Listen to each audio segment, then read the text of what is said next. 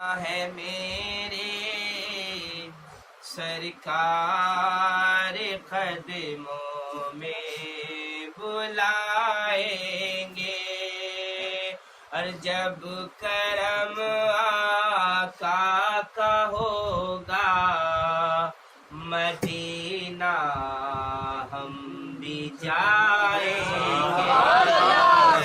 جب کرم آقا کا ہوگا مدینہ ہم بھی جائیں گے،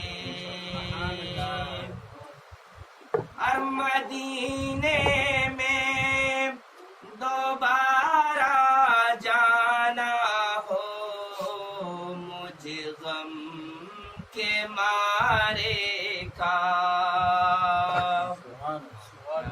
مدینے میں دوبارہ جانا ہو مجھ غم کے مارے کا،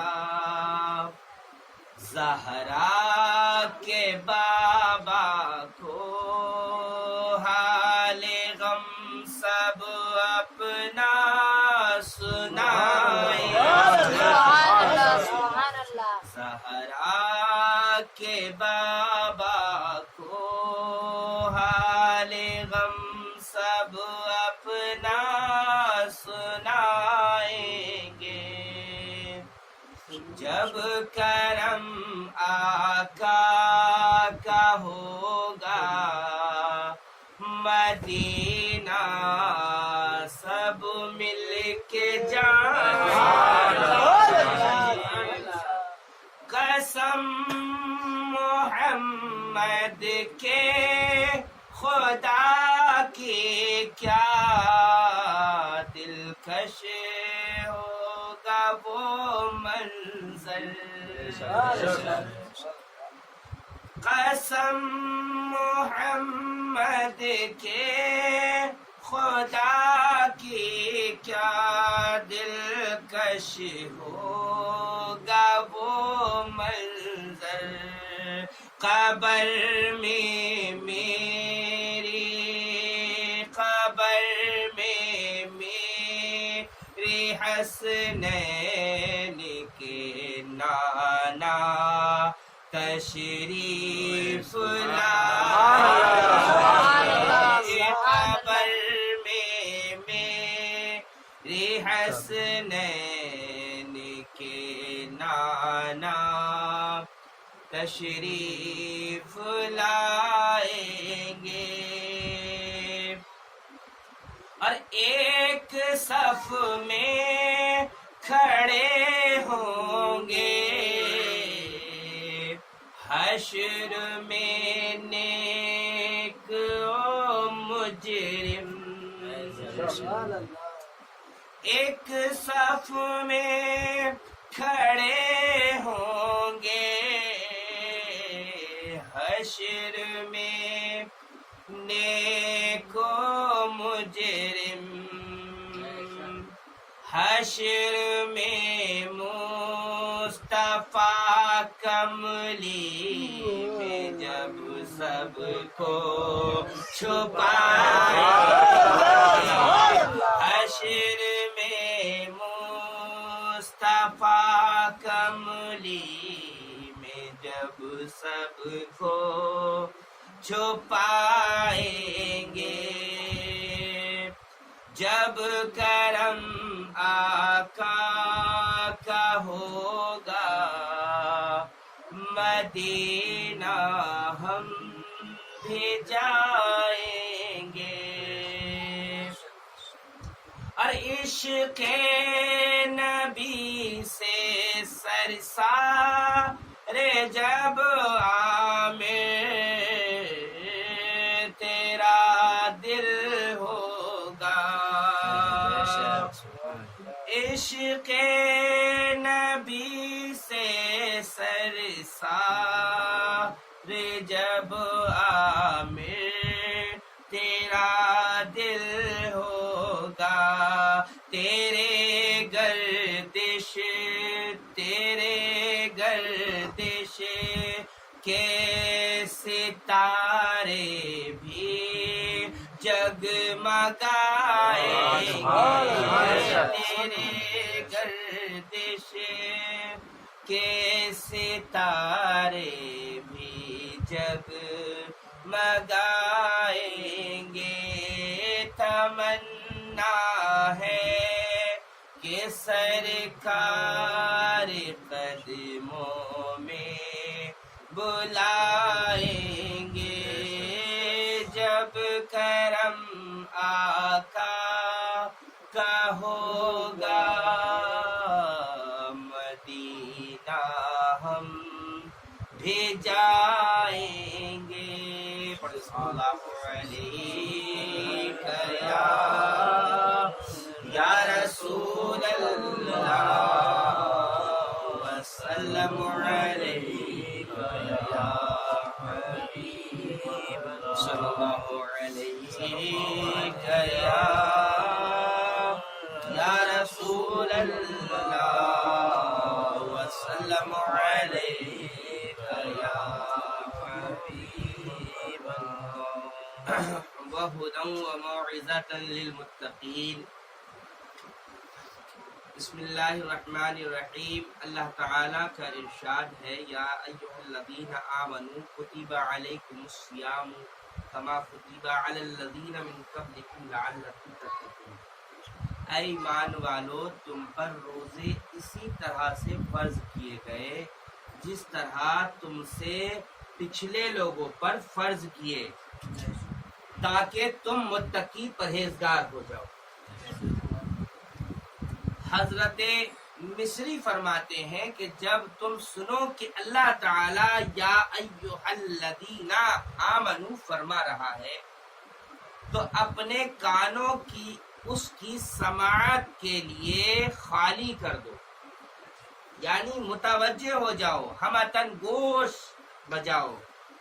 اس کے بعد جو ارشاد ہونے والا ہے میں اس میں جو حکم ہوگا جس کو بجا لانا ہوگا، ممانعت ہوگی کہ جس کے اجتناب ضروری ہوگا۔ امام جعفر صادق رضی اللہ تعالیٰ عنہ کا ارشاد ہے کہ وہ لذت جو خطاب اندر سے حاصل ہوتی ہے وہ عبادت کی مشقت اور کلفت اور دور کر دیتی ہے۔ اللہ تعالیٰ نے فرمایا یا ایھا الذین آمنوا، اس میں یا حرف ندا ہے، کیا ندا، یعنی اللہ تمہیں اپنی طرف بلا رہا ہے سننے کے لیے کہ میں تمہارے لیے کوئی پیغام بھیج رہا ہوں، میں تمہارے لیے کوئی مہینہ بھیج رہا ہوں، کیونکہ 11 مہینے ہیں۔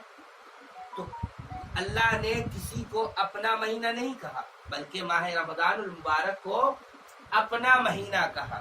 تو اب اس میں جو ماہ رمضان کی قدر نہ کرے، حضرت ام ہانی رضی اللہ تعالیٰ عنہ سے مروی ہے، حدیث شریف ہے کہ آپ فرماتی ہیں کہ میں نے آقائے دو جہاں علیہ الصلاۃ والتسلیم سے سنا کہ آپ نے فرمایا کہ میری امت اس وقت تک ہلاک نہیں ہو سکتی جب تک کہ وہ ماہ رمضان المبارک کا ادب اور احترام کرتی رہے۔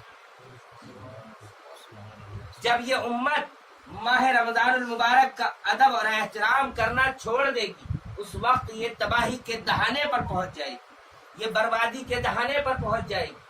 آج حال ہمارا کیا ہے؟ آج ہمارا حال یہی تو ہوا ہے، ہم نے ماہ رمضان المبارک کا روزہ تو رکھ لیا۔ اللہ تبارک و تعالیٰ کے محبوب دانا غیوب تاجدار مدینہ صلی اللہ تعالیٰ علیہ وسلم فرماتے ہیں کہ کسی شخص نے روزہ رکھا اور اس نے پرہیزگاری اختیار نہ کی، جھوٹ بولنا نہیں چھوڑا اور گناہوں سے اپنے آپ کو نہیں روکا، تو اللہ کو اس کا بھوکا رہنا، اس کا پیاسا رہنا اس سے کوئی مطلب نہیں ہے۔ اللہ کو ایسا روزدار نہیں چاہیے، اس سے کوئی مطلب نہیں۔ ہر عبادت کے لیے اللہ تبارک و تعالیٰ نے ثواب رکھا ہے، اس کے عوض جنت عطا کر دے گا۔ ایمان ہے ہمارا کہ اللہ بخشنے پہ آئے گا تو جنت عطا کر دے گا۔ نمازیں اگر مقبول ہوں گی اس کے عوض ثواب ملے گا، لیکن روزے کی جزا نہ ثواب ہے نہ جنت ہے، بلکہ اللہ تعالیٰ کا حشر میں دیدار ہوگا۔ کس طریقے سے دیدار ہوگا کہ آقا کریم علیہ الصلوۃ والتسلیم نے ارشاد فرمایا صحابہ اکرام سے کہ تم اللہ کا دیدار کرو گے حشر کے دن۔ اللہ اکبر! صحابہ اکرام نے عرض کیا یا رسول اللہ دیدار رب کا کس طرح سے ہوگا؟ اے اللہ کے حبیب ہم کس طرح سے دیکھیں گے؟ کہا جس طرح سے تم آج چاند کو بے تکلف دیکھتے ہو اسی طرح سے اللہ رب العزت کی ذات کو دیکھو۔ یہ روزدار کے لیے فضیلت ہے، روزدار کے لیے۔ جب اللہ تعالیٰ کی خوشنودگی کے لیے بندہ روزہ رکھتا ہے اس میں وہ جھوٹ بولنا بھی چھوڑ رہا ہے، اس میں وہ غیبت کرنا بھی چھوڑ رہا ہے، اپنے قدم کو اس جگہ سے بھی روک رہا ہے جہاں وہ گناہ ہو سکتا ہے، اپنے ہاتھ کو چوری ڈکیتی سے کسی کو ایذا تکلیف پہنچانے سے روک رہا ہے، تو میرے پیارے عزیزوں اللہ تبارک و تعالی اس کے چہرے کو جہنم کی آگ سے 70,000 سال کی مسافحت پیدا کر دیتا ہے، دوری پیدا کر دیتا ہے۔ تو میرے پیارو اپنے آپ میں ہوش کے ناخن لو، کیونکہ قرآن مجید میں اللہ تبارک و تعالی نے فرمایا یا ایھا الذین آمنوا کتب علیکم الصیام کما کتب علی الذین من قبلکم لعلکم تتقون۔ روزے تمہیں اس لیے عطا کیے گئے کہ تاکہ تم پرہیزگار بن سکو۔ 11 مہینے تم پرہیزگار نہیں بن پا رہے، لیکن اللہ کا جب مہینہ آیا ہے تو اب تم کو موقع ملا ہے کہ تم پرہیزگار بن جاؤ، عبادت گزار بن جاؤ، متقی بن جاؤ، خدا سے جڑ جاؤ، رسول سے جڑ جاؤ۔ یہ بھوک کھانا بچانے کی مہم نہیں ہے کہ غلہ بچ جائے گا، بھوکے رہو گے دن بھر تو ایک ٹائم کھاؤ گے نہیں، لیکن دوسرے ٹائم اس سے زیادہ کھا لیتے ہو، کیونکہ اللہ تبارک و تعالیٰ نے فرمایا کہ رزق کو بڑھا دیا کرتا ہے ماہ رمضان المبارک۔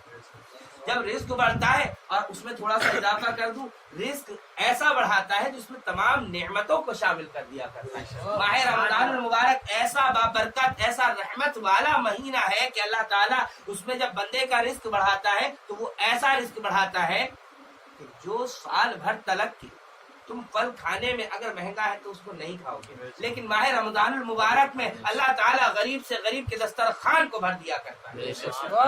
غریب سے غریب کے گھر میں وہ پھلوں کی بوچھار آ جاتی ہے، کیوں؟ دودھ کی بوچھار آ جاتی ہے، کیوں؟ کیونکہ اللہ تعالیٰ نے فرما دیا کہ میں تمہارے رزق کو کشادہ کر رہا ہوں اور تمہیں میرا محبوب حکم دے رہا ہے اپنے دسترخوان کو وسیع کر دو، بڑھا دو اپنے گھر والوں کے لیے، تو تم اس میں بڑھاؤ گے، تم کو صدقہ کرنے کا ثواب اللہ عطا کر دے گا۔ دسترخوان کو وسیع کرو گے تو، اور وہ اسم انداز جو منادی معلوم کے لیے استعمال ہوتا ہے، ہا حرف تنبیہ ہے، منادی کو اس تنبیہ میں ندا کی طرف متوجہ کیا جاتا ہے، یعنی بلایا جاتا ہے کہ سنو یا ایھا الذین آمنوا، اے ایمان والو سنو، متوجہ ہو جاؤ اپنے رب کی طرف۔ راوی حدیث عزتہ نے حضرت علی سے دریافت کیا کہ ان دونوں کے ایام بعض کیوں کہتے ہیں، کہ حضرت علی مرتضیٰ نے فرمایا جب اللہ تعالیٰ نے حضرت آدم کو جنت سے زمین پر اتارا تو آپ کا جسم اقدس تمازت آفتاب سے جل گیا۔ کیا تمازت کسے کہتے ہیں؟ دھوپ کی تپش کو۔ تمازت آفتاب سے جل گیا۔ آدم پیغمبر علی نبینا، ہم سب کے باپ آدم، ان کا جسم اقدس دھوپ کی تپش سے کالا ہو گیا۔ حضرت آدم علیہ السلام نے عرض کیا کہ میں پہلے جب جنت میں تھا تو میں تو بہت سفید تھا، یا اللہ یہاں آیا تو میں کالا ہو گیا۔ کیا ہوا؟ کالا ہو گیا۔ کیا ہوا؟ کالا ہو گیا۔ تو اللہ تبارک و تعالی فرماتا ہے کہ آپ کا جسم پھر گورا ہو جائے گا۔ حضرت آدم نے کہا کیسے؟ تب آپ سے کہا گیا کہ آپ 13، 14، 15 تاریخ کو روزہ رکھا کریں، ہر مہینے کی 13، 14، 15۔ یہی تو اولیاء کرام کا معمول رہتا ہے، 13، 14، 15 تو کبھی نہیں چھوڑتے وہ، اسی لیے تو نور پیدا ہوتا ہے۔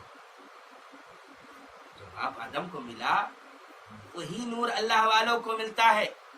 تو اس کے سبب ان دنوں کو ایام بعث کہتے ہیں. بس حضرت آدم علیہ السلام ہی وہ پہلے شخص ہیں جن پر 3 روزے فرض ہوئے تھے. حضرت حسن بصری اور دوسرے علماء مفسرین کی ایک جماعت کا قول ہے کہ الذین من قبلکم سے مراد نصارہ ہے. ہمارے روزے نصارہ کے روزوں سے اس لیے مشابہہ ہیں. نصارہ اور مسلمانوں کے روزوں کا مہینہ اور ان کی تعداد یکساں تھی، پر ان پر بھی ماہ رمضان کے روزے فرض تھے، مگر سخت گرمی اور سخت سردی میں روزے رکھنا ان پر بہت دشوار تھے. پھر روزے سفر کی حالت اور کسب معاش میں بھی خلل انداز ہوتے تھے. اس لیے ان علماء قساسین اور سرداروں نے باتفاق رائے یہ طے کر لیا کہ ہر سال سردی اور گرمی کے موسم کے درمیان موسم بہار جو ہوتا ہے، بیچ کا موسم، گلابی موسم جو ہوتا ہے، روزوں کا وقت مقرر کر لیا ہے. چنانچہ انہوں نے موسم کی بہاروں کو موسم قیام ٹھہرا لیا. انہوں نے جو یہ تبدیلی کی تھی اس کے کفارے میں 10 روزے زیادہ کر لیے، یعنی بڑھا لیے تھے، 40 کر لیے. اسی طرح سے ان کے 40 روزے ہو گئے. کچھ مدت کے بعد عیسائیوں کا بادشاہ درد دہن کی بیماری میں مبتلا ہوا. اس نے اللہ تعالی سے منت مانگ لی کہ اگر اسے شفا ہو جائے تو وہ اس تعداد میں 7 دن کا اضافہ کر دے گا، 40 سے بھی اور 7 بڑھا دے گا. چنانچہ اس کے حکم سے 1 ہفتے کا اضافہ کر دیا گیا. اس کے بعد بادشاہ کے بجائے پورے 50 دن کے روزے کر دیے گئے. مجاہد فرماتے ہیں کہ جب ان میں وبا پھیلی اور بہت سے لوگ مر گئے تو بادشاہ نے کہا روزوں کی تعداد بڑھا دو. اسی طرح لوگوں نے 10 بڑھائے، پھر اس کے بعد 10 بڑھا لیے. شبعی فرماتے ہیں کہ اگر میں تمام سال روزے رکھتا ہوں تو ایک شاہ نہیں معلوم رکھتا کہ اس کی وجہ سے یہ ہماری طرح نصارہ بھی ماہ رمضان کے روزے فرض کیے گئے. انہوں نے ان روزوں کے موسم بہارا میں کر دیا، یعنی رمضان کو دوسرے موسم میں تبدیل کر لیا، کیونکہ گرمی کے زمانے میں تو یہ گن کر 30 روزے رکھ لیا کرتے تھے. اس کے بعد جب دوسرے لوگ آئے، دوسری نسل، اور تو ان کو اپنی طاقت پر بڑا اعتماد تھا تو انہوں نے رمضان سے پہلے 1 یا 2 دن کے روزے کرنا شروع کر دیے. اسی طرح سے ان کے بعد آنے والوں نے اگلے والوں کی پیروی میں 1-2 روزے کا اضافہ کرنا شروع کر دیا، یہاں تک کہ پورے 50 دن کر لیے. آیت کما کتب علی الذین من قبلکم کا مطلب یہی ہے، اور لعلکم تفلحون، لعلکم تتقون کے معنی ہے کہ تم کھانے پینے اور جمع سے ان ایام میں باز رہو. کیا رہو؟ کھانے پینے سے باز رہو. شہر رمضان الذی انزل فیہ القرآن، اسی ماہ رمضان المبارک میں قرآن عظیم کیا ہوا؟ عطیہ بن اسود کہتے ہیں کہ میں نے حضرت ابن عباس رضی اللہ تعالیٰ عنہ سے دریافت کیا، مجھے آیت انا انزلناہ فی لیلۃ القدر، لیلۃ المبارک کے معنی میں کچھ شک پیدا ہوتا ہے. آیات کے معنی ہے کہ ہم نے قرآن کو برکت والی راتوں میں اتارا، اور قرآن مجید تو تمام مہینوں میں اترا. اللہ تعالیٰ کا ارشاد ہے وَقُرْآنًا فِرْقَةُ لِقِرَاءَهُ عَلَى النَّاسِ عَلَى الْمَحْسِنِ، ہم نے قرآن کو جدا کر کر کے اتارا. آپ وقفے کے بعد لوگوں کو سنائیں.